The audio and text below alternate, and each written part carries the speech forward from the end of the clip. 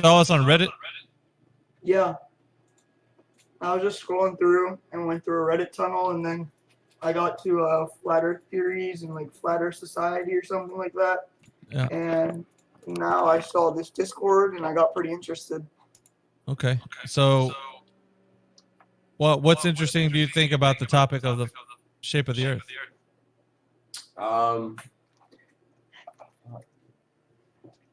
How is it flat? That's just my main question. Sounds like there's two of you there. Yeah, there is. I'm with my Okay. friend. Cool. How is it flat? Is that what you're asking? Yeah. Yeah, we'll definitely help you out with that. If you don't mind, whenever somebody else is talking, or whenever you stop talking, can you mute your mic? Yeah. As you get some reverb. All right. So, yeah, the question is, how is it flat? We'll definitely answer your question. Absolutely. But before we do that, I'd like to prod your knowledge a little bit. Either whoever's in here, Oliver or the other guy, your friend. There's 3 questions that I'd like to ask. And the 3 questions are the 3 points that I usually bring up to somebody that's new that comes in here. The first question, I'm just gonna tell you the points, and it's no really right or wrong answer. It's just knowing what you know. So either you or your friend can answer this one.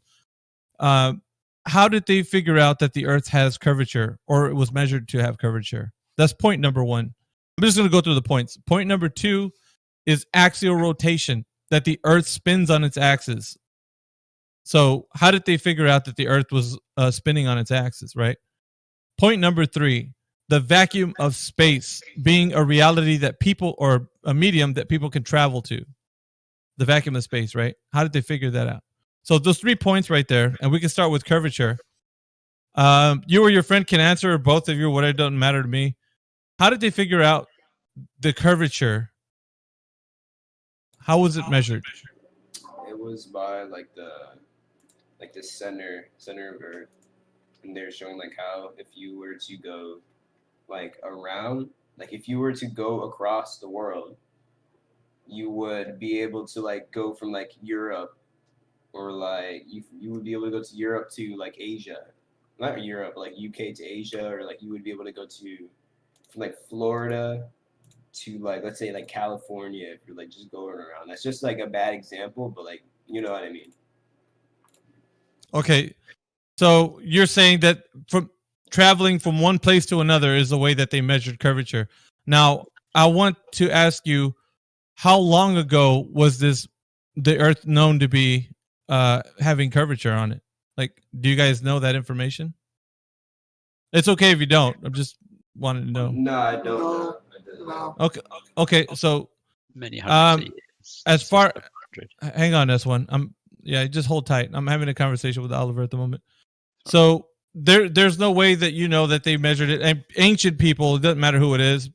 But so you said the information is that they traveled the Earth and then they found that there's curvature there. Okay, so what people are you referring to when you say that? Is there anybody specific? Oliver. For example, like Christopher Columbus, like those people who like travel in ships. There was one guy, I'm pretty sure, I don't know who it was, Like but the Indians back like in BC and shit like that. Because, they used to travel the world on ships, and I believe they believed that the world was flat back then. But I think, I just did like 30-second search up, and it said that they used like calendars and stuff like that to figure out that the Earth was round. Okay. So they use calendars to measure the curvature of Earth. Is that what you're saying? Can I chime in here? Yeah. Parmesan, 1 second. I'm having a chat with Oliver. Just 1 second. So they use calendars. Is that what you said, Oliver? It was either like it was calendars, or he planted a stick directly in the ground and waited to see if a shadow would cast at noon. It turns out there is one, and that's how they found out that the Earth was round since over 2,000 years ago. Okay, it sounds like you jump from one thing to the next.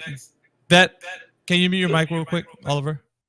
Yeah, what you're talking about is Eratosthenes, the sticks and shadows and the well. So that was a guy back in ancient Greece, right? That did this particular thing that you're talking about.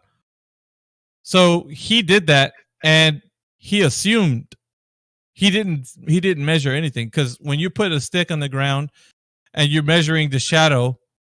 Now I'm going to ask for your honesty. Could you measure the shape of the earth doing that? Like, let's say you put a stick in the ground and you go like 10 miles away and you put another stick in the ground. And because of the shadows that the sun's casting on those sticks, could you measure the shape of the ground that you're on? Like it being curved or whatever? Not technically, no. Right. Why do you think that is? Because the shadow just goes forward. So like, technically, okay, I don't know how to explain this, but like if you're on like flat ground and the shadow is going forward, you can't really like figure out if you're on a globe or not. You know? Yeah, you're correct. No, you're right. You're right. So the point is that the ancient Greece, Eratosthenes, he didn't figure out that the Earth was a globe with the curvature, right? All he did was make an assumption. He started off with a presupposition that he was already on a spherical object. That's what he did, and then he just reified that with the idea that by seeing the different shadows that he was looking at, then he made the assumption that it is curved. It just reified what he already thought before. Yeah, so it wasn't. Just hang on this one. It wasn't that he measured anything. So I'm just making that point very clear. So whatever the information that you got from the internet, it doesn't support something that you could verify. Just like you said, because we're thinking about this logically at the moment, right? Even you could see that is not any way to measure the shape of the ground that you're standing on, right? Yeah, but what about like the moon landing and the pictures from space and all that? Yeah, so we'll get into that in just a second. But I want to point out that in ancient times, they didn't figure that the Earth was a globe. Yet they carried that information and gave it to other people and said that they did measure curvature for thousands of years, right? So that's a problem, because they didn't measure the Earth to be to have a curved surface, or they didn't measure the curvature. They only assumed it. So we're not even talking about what people are doing today. We're just talking about what they did a long time ago. So point number one being that the Earth has curvature cannot be substantiated. Or if I was to ask you, is there any way that you can actually find out if the Earth has curvature? Like, is there anything that you can do? Or Oliver's friend? Like literally do, or in theory? No, like physically. Go out and do. Oh, okay, but like my question here is like, I could drive a boat from America to wherever, to like China or something. Okay. But like, if you mean like right now, in like my scenario, no. Okay. Yeah, I was thinking about the guy before. Yeah, 1 second. I'm having a conversation with this one. So basically, there's nothing you can do right now to measure the curvature of the Earth. Yeah. Okay. So right now, point number one being that the Earth has curvature and it's measured to have curvature. It can't be verified that it is curved. So I'm just really prodding your knowledge. Just like I said, there's no really right or wrong answer for you. It's just knowing what the information that you know about the globe Earth. So curvature, we could put that to a side for now and say that it's just a belief system that you have that it is curved.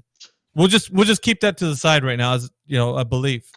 Point number two, that the Earth is spinning on its axis, right? That is actually spinning.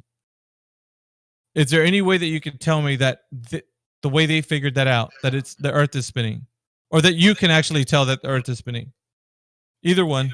The sun, right? Mm-hmm. The sun goes, sun. The sun comes, Yeah. What does the sun? What does the sun do? Gives daylight. No, we're talking specifically about how the Earth is spinning. What is the sun doing to tell you that the Earth is spinning? It's just standing still. So like whenever the Earth is spinning, it becomes daytime and it becomes nighttime. All right. So when you go outside, let's say when it's going to be daytime, right? What do you see the sun doing in the sky? Is it standing still or is it moving? It's moving. So moving to like the top left, and it's going. Yeah, it's like kind of moving up or up and then down. Okay, cool. We'll just say that the sun is moving across the sky. Is that fair enough? Yeah. Okay, so right before we got into this topic, you said that the sun was standing still, but everybody that can see the sun knows that it's moving across the sky. That's what we see. So how did they figure out that the sun was standing still and that we're moving? Because we see the sun moving across the sky and we can't tell we're moving. That's what we see. I want you to maybe think about that a little bit, and maybe if you want to look it up or something, but how did they figure that out? Because it looks like to us that the sun's moving across the sky. So there's in no way can point us to that the earth is actually moving.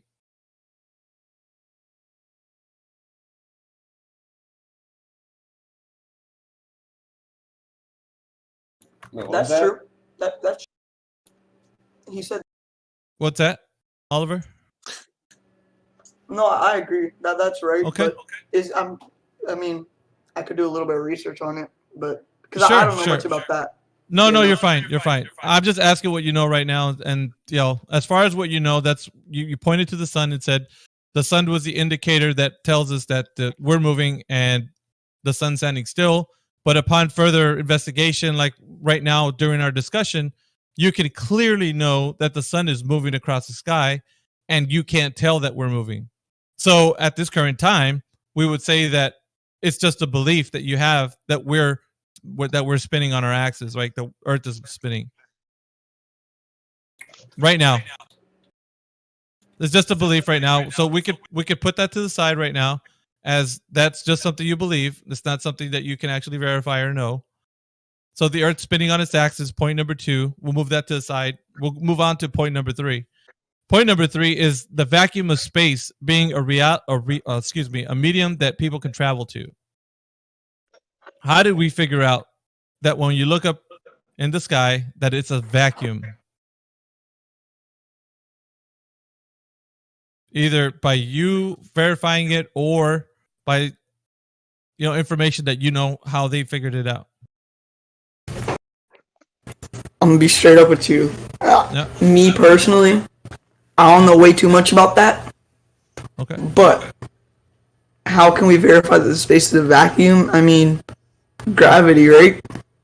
Isn't that how that works? Because it holds us in place, etc. Some shit. All right, did your friend want to chime in too, Oliver? It sounded like you wanted to say something. Nah. Okay.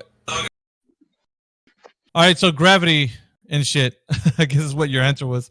So we're going to look into that just a second, but that the Earth has a pressurized system, right? The air that you breathe, it's got pressure. Would you agree with me on that, Oliver?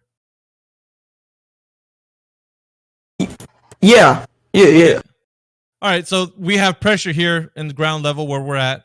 It's about 14 psi, somewhere around there. So it's got pressure in it. Now they say that we're next to the vacuum of space, but there is no barrier in between the pressurized system and the vacuum of space. Well, that's a problem. Have you ever had air pressure in a tire, and you press the little nozzle on the tire, the air where you put the air inside? When you press that, the air rushes out, right? Why does it do that? How come it doesn't stay in the tire? Because you're squeezing the tire. Right. So, well, it's interesting because the air inside of the tire is higher pressure than the air outside of the tire. Would you agree with that? Yeah. It's pretty simple. It's not really like a no-brainer, but I just want you to see if you can agree with me on some points. Okay, so you agree that the inside of the tire, the air pressure is more, it's higher than the one outside. Yeah. It's like a bike tire. So we're thinking about the Earth too when we're saying this. On ground level, we have high pressure here, but when you go all the way to where they say space is, the vacuum of space, there's almost like no pressure whatsoever. But in the instance of where we have the tire, it seems like high pressure always moves to low pressure all the time. So if you have like, I'll give you an example, like a balloon filled with air, and you're holding the nozzle. When you let the nozzle go, the air is going to rush out of the balloon quickly. In any and all directions, the air will push out of the balloon. This is called entropy. High pressure systems will always move to low pressure systems. This is a natural law. It happens always. Hot moves to cold. High pressure moves to low pressure. It's a natural law. It happens always. Can you agree with me on that?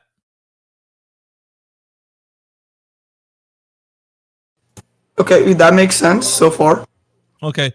So they say that there's high pressure here where we're at on ground level and a super low pressure where the vacuum of space is. Yet there is no container to hold that pressure inside the Earth. None whatsoever. It's an open system by every aspect and regards. So what would happen to the high pressure here on Earth next to a low pressure of the vacuum of space? If it was a reality, it would rush out into space and fill the available space. This is a natural law. It would happen this way always. So that is why when we talk about point number 3, the vacuum of space being a medium that you could travel to is not possible, because they say that it's a vacuum of space next to a high pressure system here on Earth. So but doesn't that like pressure stay in because of like gravity and the like the center of the Earth, isn't that have like a huge gravitational pull? So doesn't that keep us all together? Okay, so if we're talking about gravity, right? Has gravity ever held anything like pressure? Has it ever held pressure?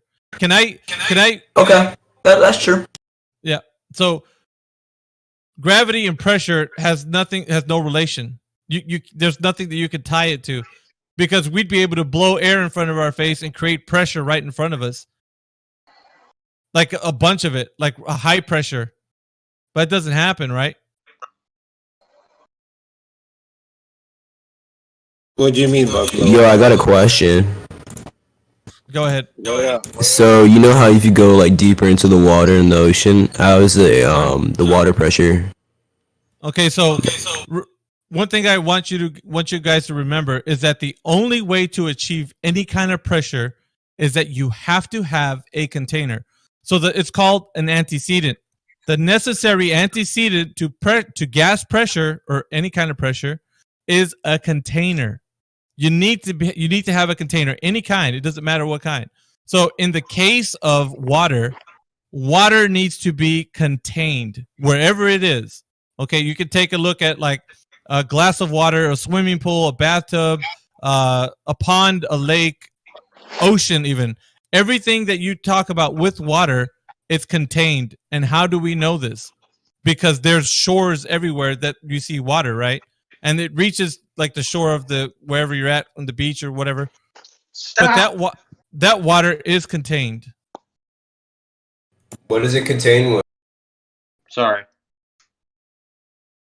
That wasn't to you guys. It's contained by the shores that everywhere that you see water. So like medium. Well, think about it's the shoreline. To take a look at a lake. Yeah, a lake is a good example. So you have a shoreline. You have a shoreline all the way around the lake, right? That's easy to see. Oh. You guys agree with me on that? And as you go further into the water, it gets deeper and deeper, right? Yeah. Okay. So, in other words, that water is contained. It's sitting more or less like in a bowl. Like that's just something that you put in your mind of what the container I'm talking about. Because your friend chimed in there and said, "Well, how do we have pressure?" Well, the water that he's speaking of is already contained. It doesn't matter what body of water you even describe; it has to be contained if there is to be pressure. It needs a container by necessity. So the necessary antecedent to pressure, or gas pressure, is a container. It needs to be contained. Think about it like this. If I have a pitcher of water and I pour it over a table, will that water have any depth to it? Like, will it gain a lot of depth? It will not. It will not. Once I put a glass there and I pour that water in the glass, now it's contained. It doesn't matter if the surface is open. All that I need are the walls of a container to contain something. Now it has volume. Okay, I have 2 questions in mind right now, though. Sure.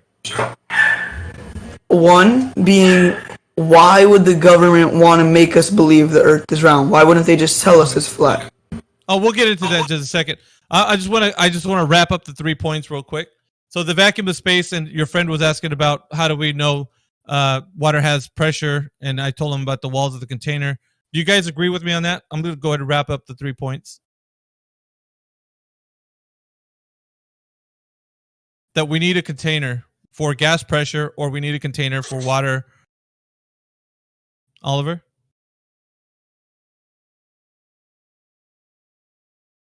Yeah, bro. We're having mic problems. Sorry. I have another question.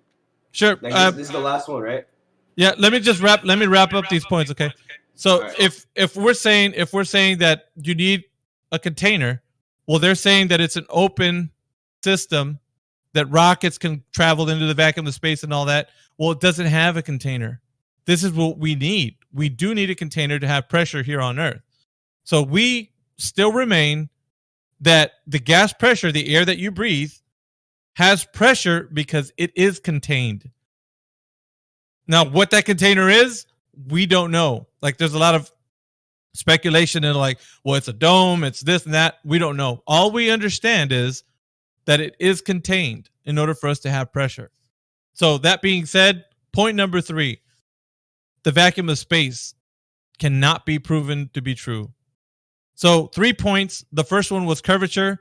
The second one was axial rotation. The third one is the vacuum of space. All 3 of them are beliefs.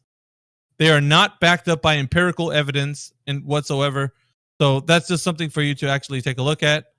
Maybe you can pour yourself over some research on those 3 points, but make sure that you look into that a little bit deeper if you want, because we all have in this chat room. So, but I'm going to go ahead and take your questions. I don't know which ones you want to start with, but go ahead and start asking your questions, please, Oliver.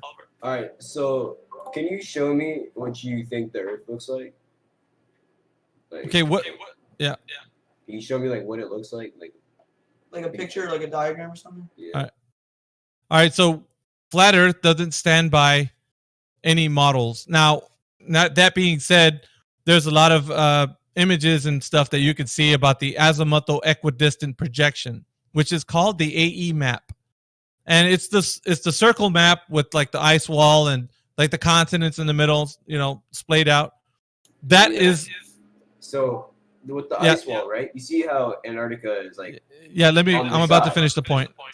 Let me finish the point. So we don't ascribe to that. We just say that's a concept. Now, me personally, I don't even say that because we can't even figure out what the Earth is as a whole. So going to a model is just a reification fallacy. It just means that it's something that we're trying to, or at the very beginning of the movement of Flat Earth, we're trying to give the globe earthers something so that they can actually look at. Because that question that you just asked was asked a very lot of times. People would always say like, well, we know what the globe looks like. What does the flat Earth look like? And the flat earthers were like, well, shoot, we got to give you something. So they gave them the AE map to satisfy them. And they're like, oh, well, that's what the Earth looks like. But that's the point I'm making. I'm not saying that because that map that you see with the AE map with the ice ring has a lot of problems in it. Okay. So I don't ascribe to that. And I wouldn't want anybody in flat Earth to as well. because once they do, it becomes a positive claim, and then you can ask questions about it, like, what about the ice wall? Is there ice over here and ice over there? Then we're going to be like, well, we don't know. And then you're going to be like, well, see, how come you don't know? So right now, we don't say we can take a picture of the whole Earth. There's nothing that we could do that you can see everything. Okay? We can only take pictures locally, high altitude imagery and all that good stuff. But as a whole, we can't do that. It's not possible. It hasn't been done. It has not been done.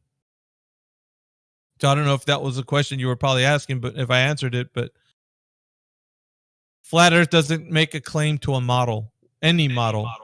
All right, so what you're saying, you don't know if Antarctica is like surrounding Earth, like in the side, like on the side, like there's an ice wall. You don't know. Yeah, that is correct.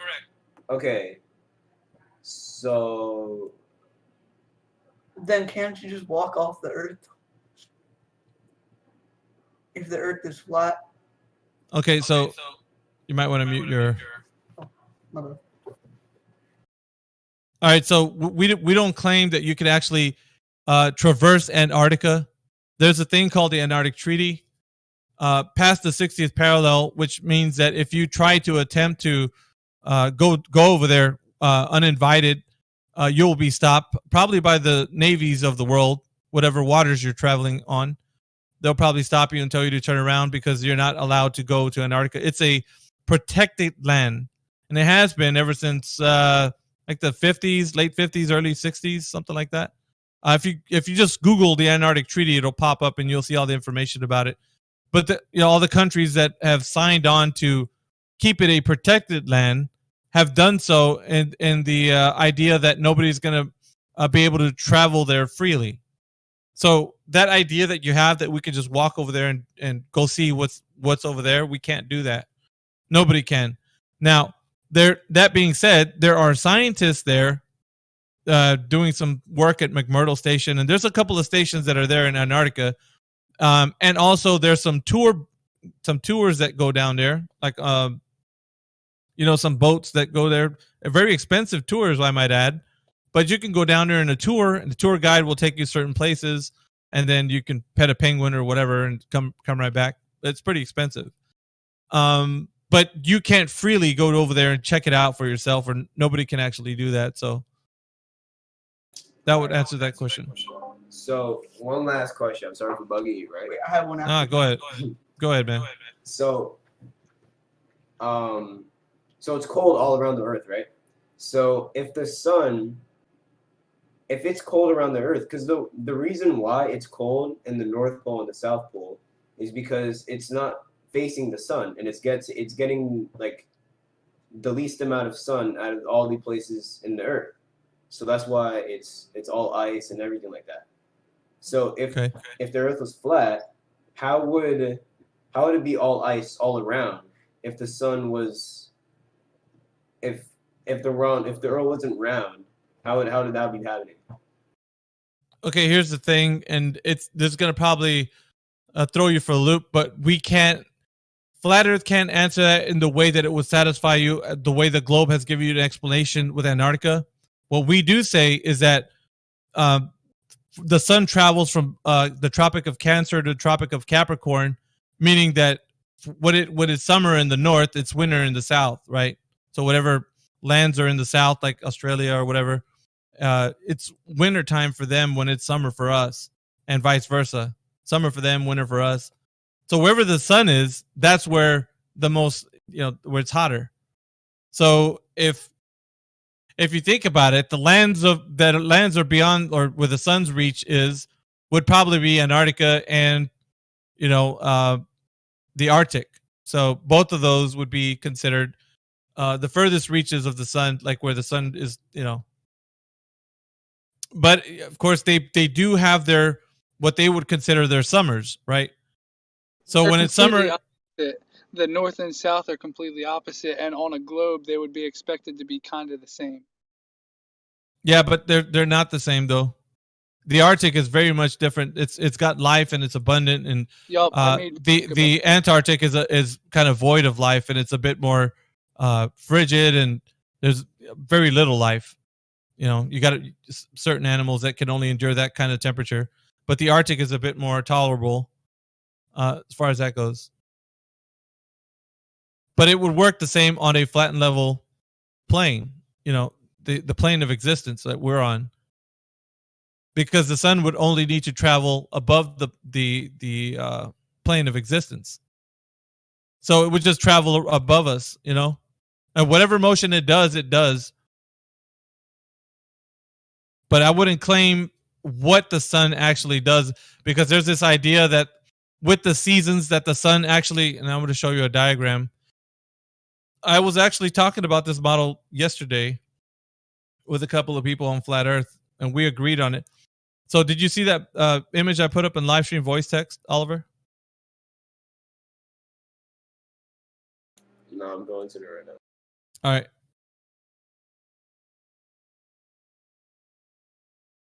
Yeah, I'm looking at it right now. All right. Flat Earth at the beginning of the movement was trying to explain the seasons in a way that it would make some sense to people coming from the globe. So they gave this model of what happens with the seasons and how the sun actually works and so on and so forth. But there's a problem with that model. I'm going to point out the problem with that model. On the equinox, the sun moves directly from east to west, and almost a straight line, very close to it. When you look at that diagram, that model, it shows that the sun is corkscrewing in and out over the flat Earth. But on the equinox, it moves directly straight on every location on Earth. Do you follow me? Yeah. So that diagram is a reification fallacy. It cannot work on flat Earth. This might bug some flat earthers who were actually looking at this model and claiming that this is how seasons work.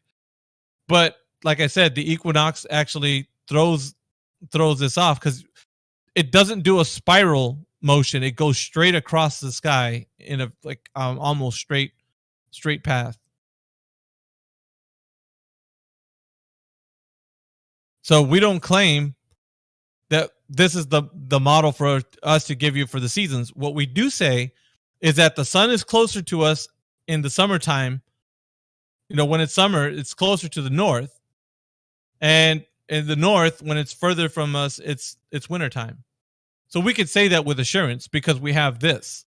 I'm going to show you another image. Do you know what that's called? I've seen it before, but I forgot. The analemma. Yeah.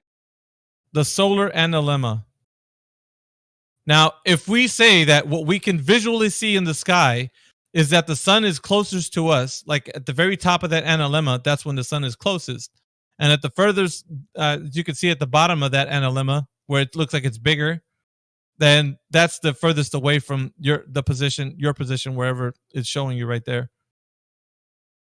But at the very top is when it's the closest it is to you. At the very bottom, it's its furthest away to you.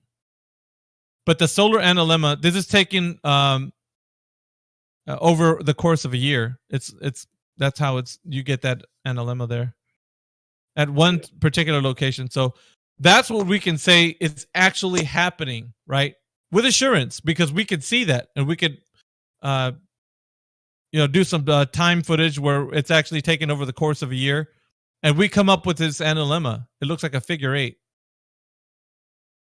But like I mentioned to you before, that diagram that people were actually using, and I'll put it up once more, this one doesn't work. It's a reification fallacy because it's a model and it doesn't give us what we would see with the analemma. So seasons work perfectly, just not in that model that's being shown here. So I'd like to, at the same point I'm talking to you about it, clear the air with the flat earthers that are actually looking at this model and claiming it to be the explanation for seasons. Model. Yep. Oliver, are you there? Yeah. Here's Okay, now here's like the part where I don't know how you're gonna be able to defend this. Okay. What about like the pictures from space? Okay, remember we're talking about that gas pressure needs to be contained. That was the third point of the vacuum of space, remember? Yeah. Okay, so if we need a container to have gas pressure, meaning there has to be some kind of barrier there between us and whatever else is beyond that, how can somebody travel beyond something that is like you're not able to get to that location? Because they say they can actually go into a location that breaks the laws of the second laws of thermodynamics. Does it have to be a physical barrier? Can it be an energy barrier? Well, here's the thing, though. When we talk about gas being contained, like the air that we breathe, if it is contained, how could that be contained? Can it be contained by an energy rather than physical? Well, here's the thing. We can't ourselves know what the container is made of, but we know it has to be something solid to hold it in. That's what we can tell. Because if you have that much pressure over that amount of area, like as big as the Earth is, it would have to be something very like structurally saying it to be something super strong to hold it. So, can you have a pressure gas next to a vacuum without something physical in between them? No. Can you demonstrate this? No, because it can't. Yeah, I was just gonna say that. It can't be demonstrated, Parmesan, and that is the problem. If you can't demonstrate, I'm gonna answer Oliver's question. If you can't demonstrate that gas pressure can be done in an open system, like you can have gas pressure in an open system, then you're gonna show us that you can actually do that. But if you can't demonstrate it, then it's not possible that people can travel. That people can travel into the vacuum of space. Because all gas pressure needs to be contained. So if somebody was able to make some kind of a device or a demonstration that would keep gas in a pressure next to a vacuum without any physical divide between them. That's all that we would require. That's it right there. That's the golden... Okay. And the reason I ask is I think there is something that works that way, but I'm just going to need to check before I come back to you. Yeah, go ahead, man. Go ahead, because please do. A lot of people have checked this, and if you're thinking of gravity, gravity is not strong enough to do that. We'll just wait till we'll wait till he comes back, because I think he's going to bring something that he's actually researched or something. But so far as we know, nothing has been shown to us over the years and the many people that have been looking into it, Parmesan. But to answer your question, Oliver, no, it's not possible because of the fact that we would have a contained environment. It's a closed system for all intents and purposes. And matter cannot travel beyond the contained system because it's a closed system. Okay, go ahead. All right.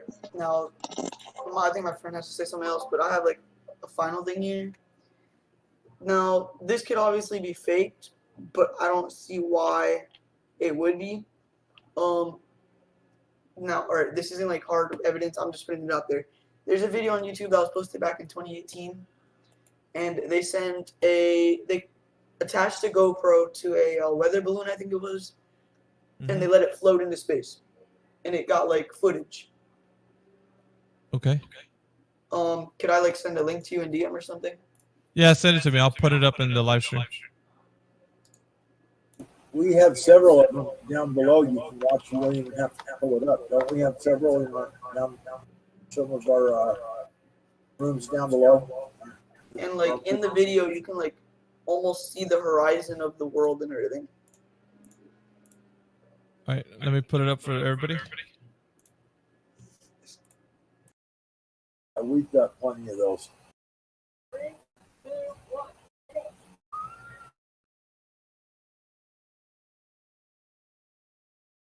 All right, so question I want to ask you, with the camera that they're using, or any camera any camera, but before we get into the height that it actually went to, the camera that they're using has what is known to be barrel distortion, which means that it would give the image that it's represented as having some curvature onto it.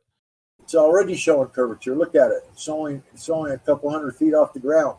Yeah. It's already showing curvature. So it's a fisheye lens right there. Yeah. Yeah, you could do that with you could pause it like maybe 6 or 7 seconds in, Oliver. Yeah, see, it's showing it as a ball right now. It's not even up there. Oliver, are you there?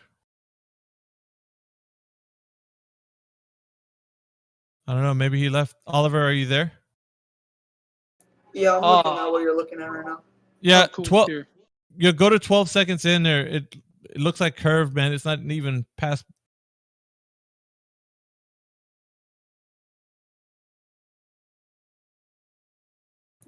Okay, you do have a point there.